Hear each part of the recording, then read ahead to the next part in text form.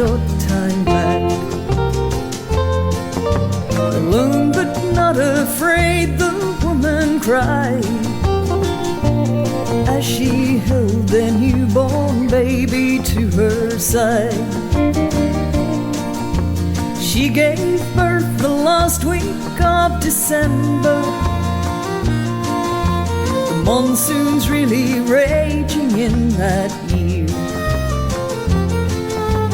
In innocence the child would not remember the words his mother whispered in his ear. As the saying goes, you are your father's son. You'll follow in the footsteps of the man you'll become. To look back through the years and know you've won. There's no doubt, my lad, you are your father's son.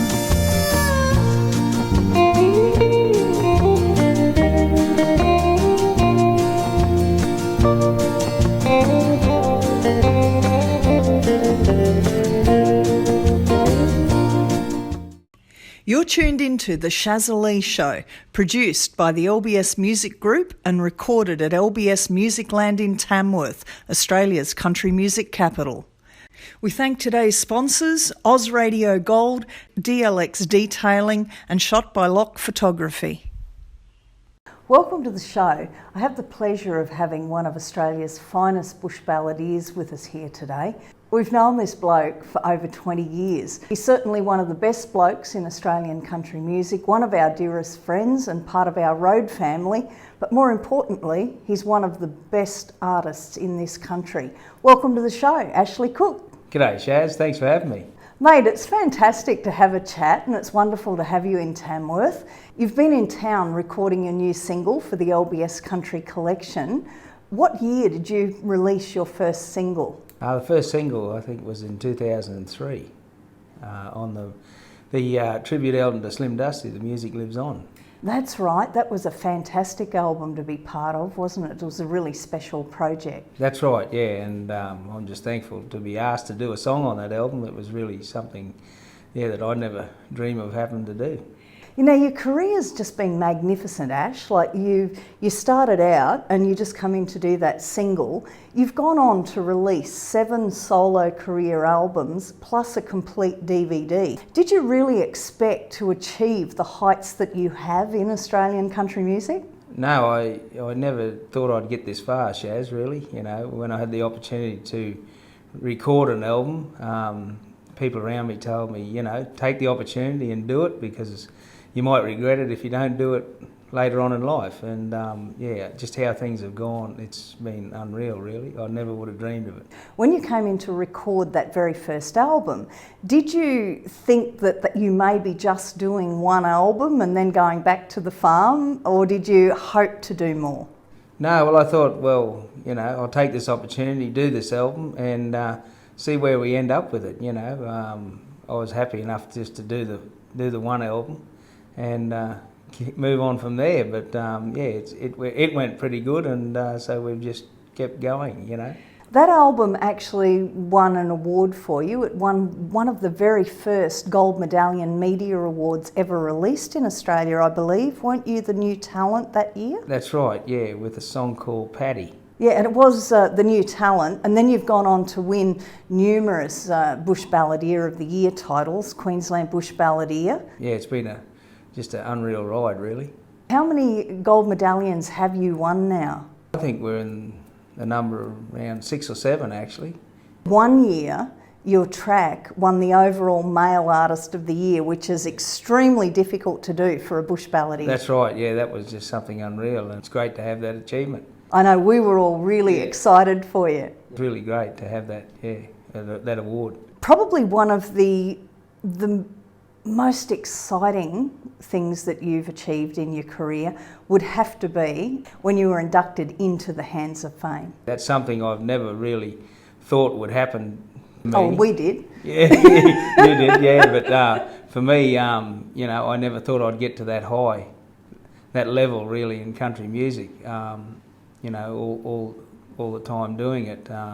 But to have that is something really special. It's an amazing feeling, isn't it? It is. To be up there and recognised as being one of the best artists that Australia's produced. That's right, yeah, and it's something I've never really thought I'd get that far, really. But, you know, I could not have got that far without the wonderful people that are around me and helping me along the way. So the ones that keep telling you that you can do this, Ash, and yeah. instead of you thinking, oh, I don't know whether I can do this. No, I think I'm stepping outside my comfort zone, but yeah, no, it's really great to have that achievement.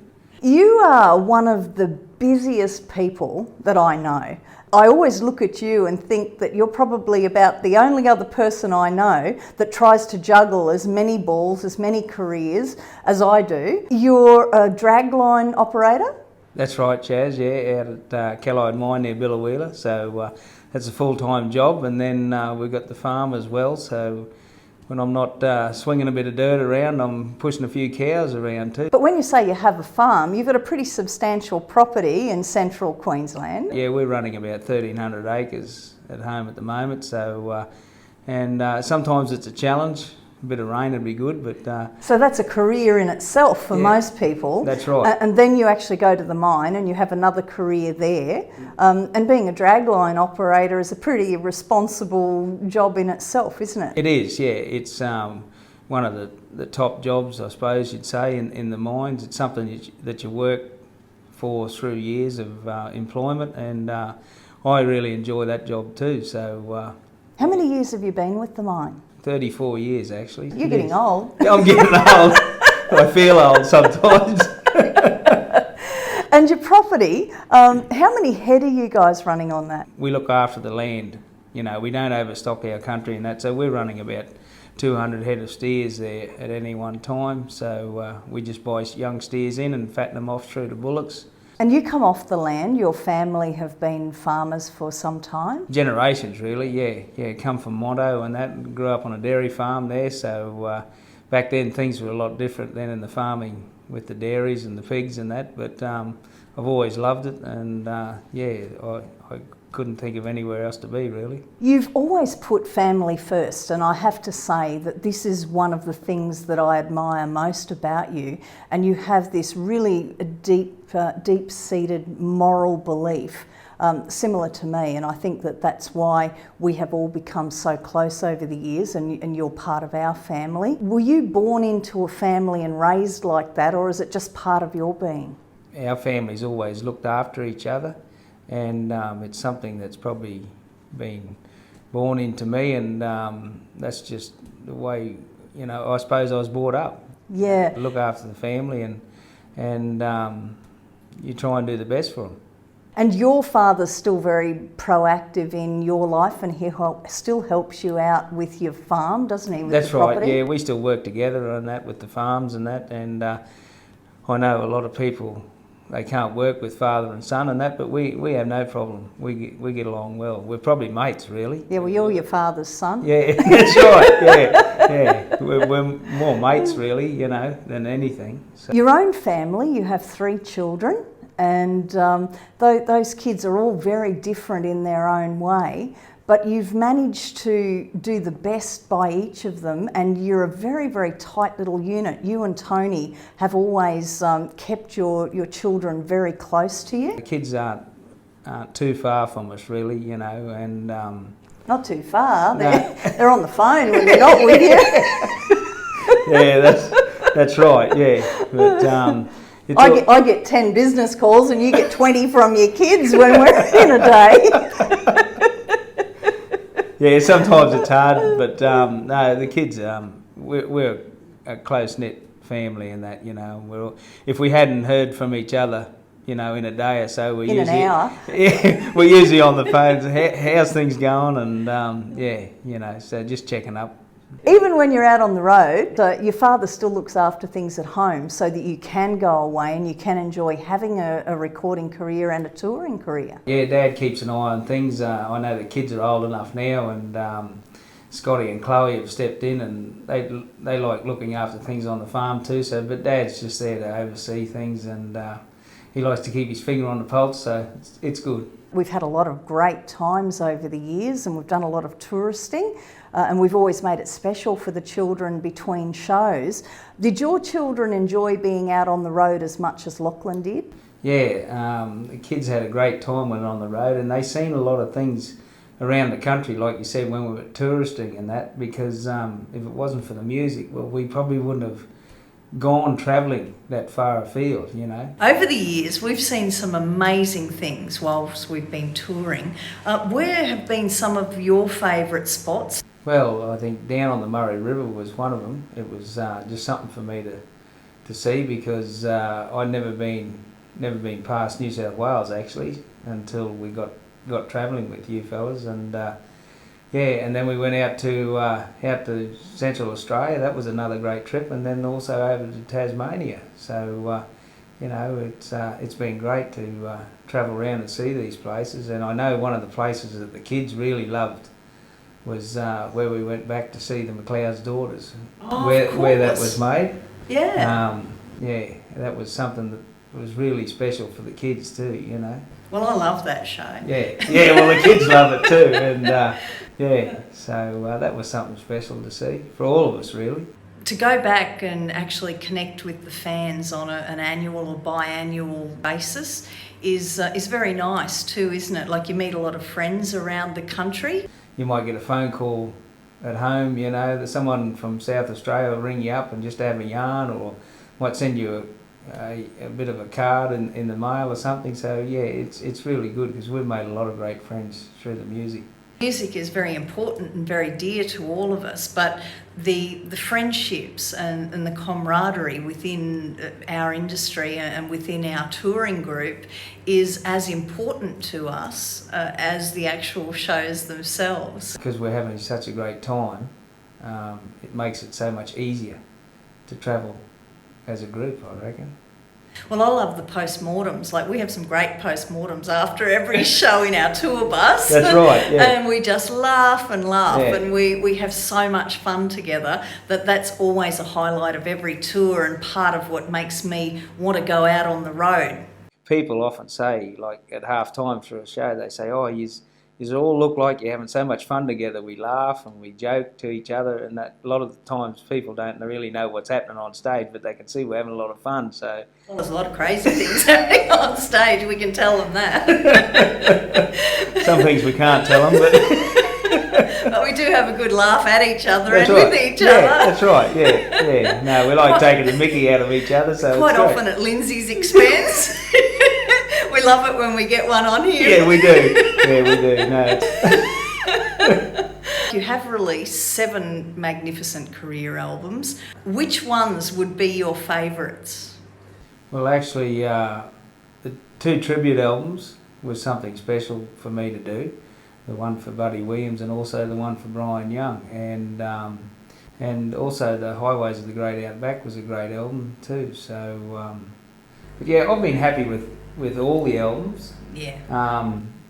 Each time we strive to do the next one a little bit better than the last one, and I think, just from me speaking, I think we've achieved that. You are a person that has such a deep-seated respect and love for the pioneers and the people that paved the way before you with bush balladry. What made you choose to become a bush balladeer?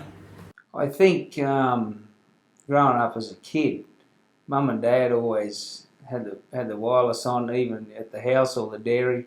We grew up with music. Mum and Dad loved the country music, and I think I remember as a kid going to some of the shows in Motto, like Rick and Thel, and I can just remember Buddy Williams and that, and also seeing the Webb brothers, and I just admired those type of people for what they were and what they stood up for. So those old-time touring shows, that was your major influence that inspired you to become an artist? Well, actually it was in grade 4 when we moved over to Biloela, and my teacher, he used to play the guitar and sing songs. It obviously wasn't your school teacher. Yeah, he Oh, was. was? He was, yeah. I thought you only went to eat your lunch. Yeah, I only play went there for football. the bus ride. But- You got kicked off it too, Yeah. didn't you? Yeah, only because Mum used to drive it. But yeah, and that made me want to learn the guitar. So the teacher actually got you to sing along with the guitar. Well, Is that he- how you started singing? No, well, he used to sing the song and play the Right. guitar, and we used to all sing together, you know, as a group and that. Then I finally got to get into the country music club in Biloela. That was a big thing in Queensland for developing artists and developing young children. Most of us got our start in country music clubs, didn't we? That's right, yeah. And, you know, I started about the age of 10 and that, and we did festivals and travelled all around Queensland really chasing the festivals, you know, and we met a lot of good friends along the way, and, you know, those people are still friends now, you know. Do you remember how old you were when you went into your first talent quest? I think I was 11, yeah. Did you win? I did actually. Yeah, Very good. Yeah, I'm pleased so- to hear that. Which was a shock to the system too. And then grew away from the country music a little bit and went into bands and cabaret bands and that back in, you know, mid 80s and different things like that. But then we finally got back into the country music when the kids come along, really. Yeah. We actually picked you up out of a talent quest because I know you came to Tamworth and went in this major talent quest, and Lindsay and I were actually judges behind the scenes. We both advised them to take you for a recording contract, but the actual general managers of that label went for a different artist, and Lindsay and I actually then approached you.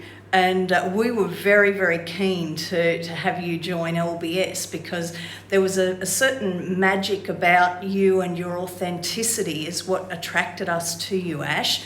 I think we got the best end of that bargain because you've gone on to do 7 albums with LBS Music. No, I'm very grateful to you and Lindsay.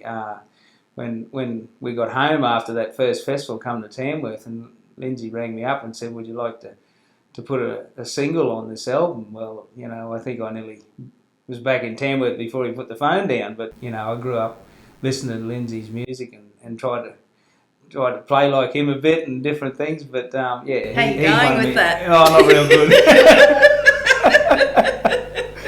There's a lot of talent out there, but we just loved you from the moment we met you and believed that you had a future in the music business because you were just a special person. After touring with you for 15 years, you're still one of my favourite people, and I love you heaps, Ash. So, you know, I think we made a good pick. Well, thanks, Shaz. And as I've always said, you know, we play a lot of music together, but we're a family, and we're a real close family too, and that's something that I think is very special, and yeah, I hold very dear. What's some of the funniest experiences you've had on the road with Butler Adventure Tours? We're heading to Barham Festival, and we're all travelling together in the bus, and we pulled up for fuel, and I remember I got out and give Lindsay a hand and that, and everyone had to go to the toilet that Grabbed needed to our go food. or grab a bit of food and that.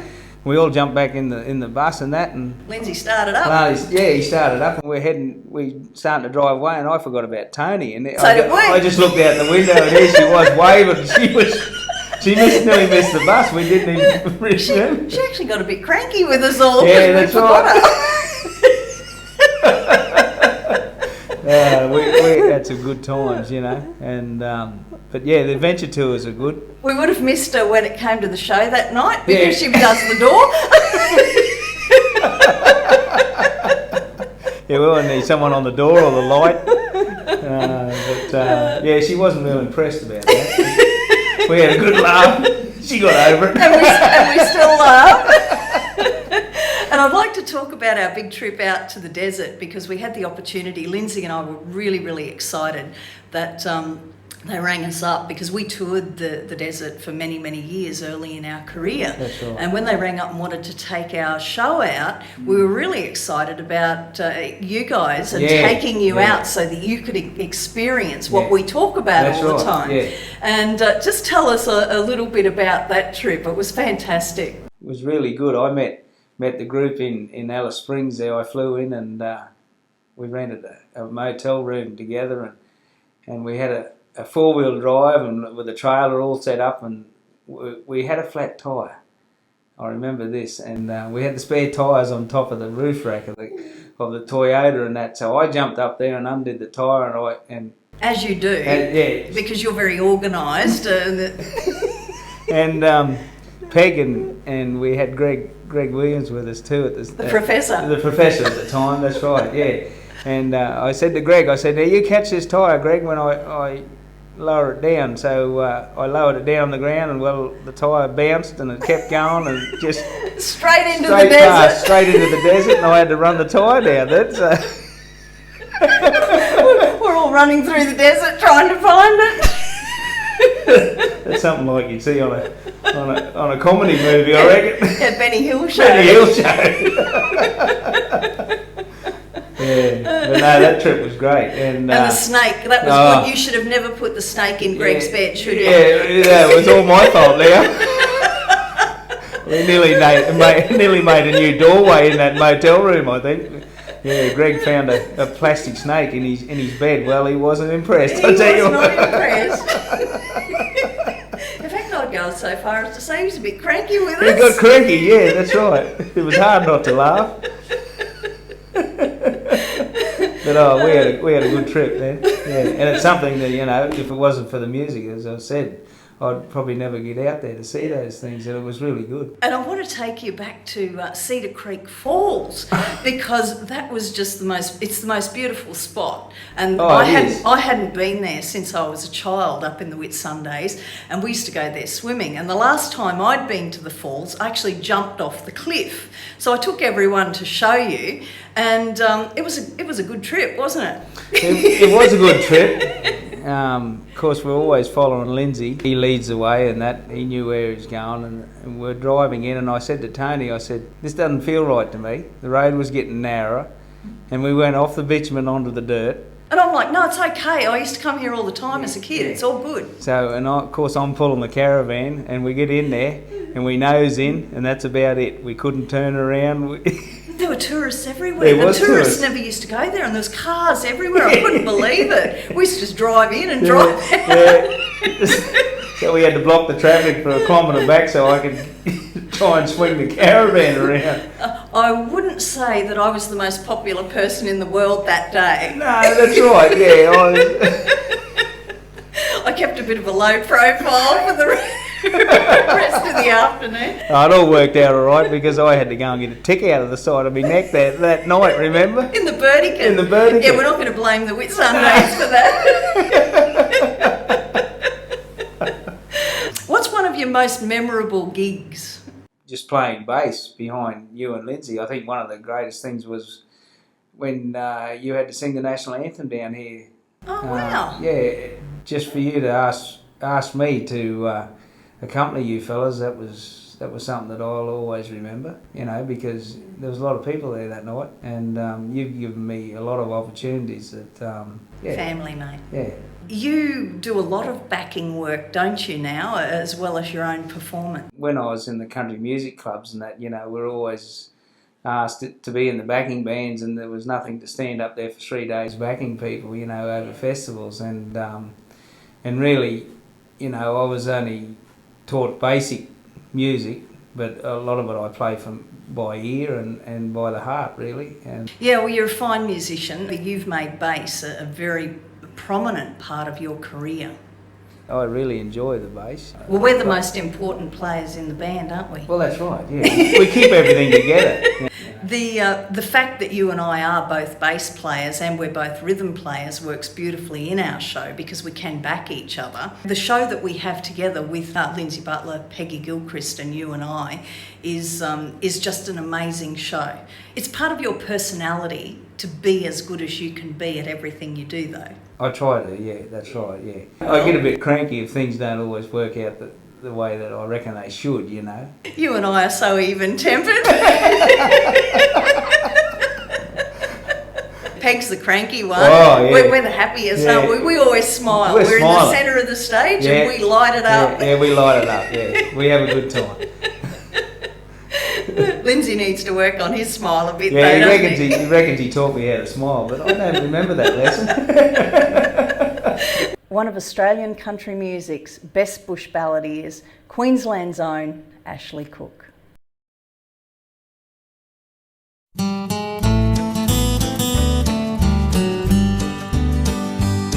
This country that we call our own, with a population deeply sown in the soil of cities scattered by the sea.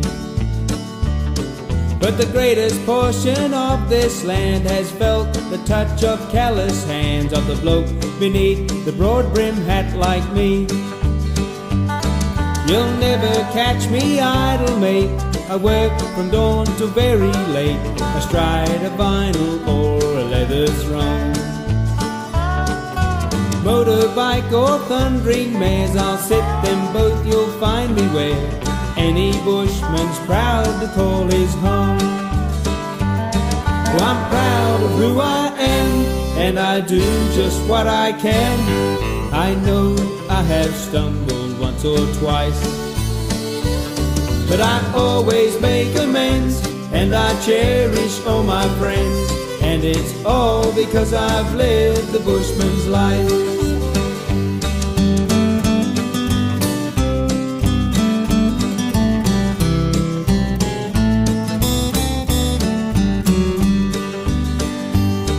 In the stop camps of the Blacksaw Plains, or where the desert sand dunes reign, you'll find the likes of me this country wide.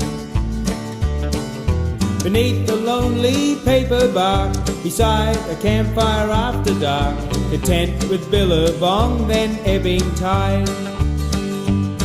As you sip your wine or fancy tea, and when you never think of me, I'll be somewhere lurking way out back. As you laze in comfort with hors d'oeuvres and try to settle twisted nerves, I'm happy pushing cattle down some track. Oh, I'm proud of who I am, and I do just what I can. I know I have stumbled once or twice, but I always make amends, and I cherish all my friends, and it's all because I've lived the bushman's life. Oh, I'm proud of who I am, and I do just what I can. I know I have stumbled once or twice, but I always make amends, and I cherish all my friends, and it's all because I've lived the bushman's life. And it's all because I've lived the bushman's life.